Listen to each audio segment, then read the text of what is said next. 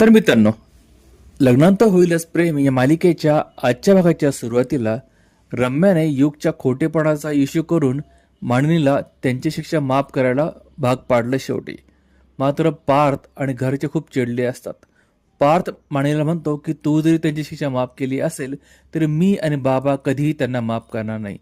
त्यांच्यामुळे आपण किती भोगले असं तो बोलतो. मात्र मानिनी एकदम भावूक झाली असते. ती म्हणते, मूर्खा, त्यांचं सोडून दे. तू घरामध्ये किती भोगतो तुलाही कळत नाही. मात्र पार्थ म्हणतो, आई एरवी तू ना सरळ सरळ बोलती, मात्र तू आज गोलगोल बोलती, मला काहीच माग लागेना, तुला काय म्हणायचं ते. तिकडे मिथुन काका सुद्धा म्हणतात की वहिनी, ज्यांच्यामुळे आपण रम्या आणि वसु आत्याला शिक्षा दिली होती त्या नंदिनी सुद्धा तुम्ही विचारलं नाही. मात्र मानिनी म्हणते की तिला युक्त सगळं माहीत होतं, पण ती आपल्याशी बोलली का?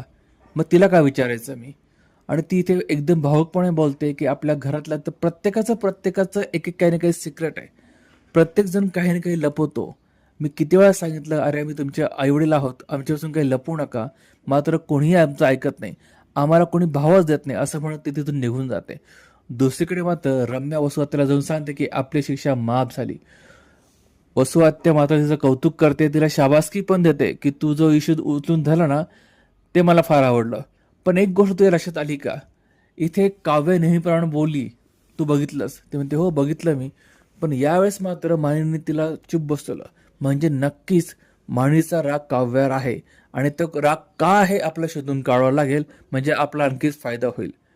पुढे मात्र नंदिनी मानिनीच्या रूममध्ये येते आणि तिला समजून सांगायला लागतंय की मी जे काही केलं ना त्यामागे माझा हेतू चांगला होता आणि ती मानिनीचा राग काढायचा प्रयत्न करते.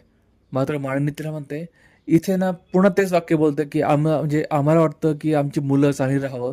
माझी मुलं म्हणजे माझ्या जीवकी प्राण आहेत. त्याच्या डोळ्यात पाणी आलं ना तर मला फार कसं होतं, मी अशीच आहे असं म्हणत तिथून निघून जाते. आणि मग जाताना ती नंदीला म्हणते की तू मात्र मला फसू नकोस, मला तुझ्या फार विश्वास आहे, तू माझ्यापासून काही लपवू नको. मानिनी गेल्यानंतर मात्र नंदिनीला काही कळत नाही. ती बिचारी म्हणते की मीच यांच्यापासून लपवते की जीवा आणि माझं घटस्फोट होणार आहे आणि ज्या दिवशी ह्यांना कळेल त्या दिवशी काय त्रास होईल यांना मी इमॅजिन पण करू शकत नाही. आणि मित्रांनो, इथे हा आजचा भाग संपतोय. म्हणजे येणाऱ्या भागामध्ये आता वसु आत्या आणि रम्या नक्कीच काव्याचं ते सिक्रेट खोदून खोदून काढणार आणि काहीतरी इश्यू करणार. पण पुढे काय होतं बघण्यासाठी चॅनल सबस्क्राईब करून बेल आयकॉन जरूर प्रेस करा. तुम्हाला काय वाटतं पुढे काय होईल कमेंटद्वारे जरूर कळवा.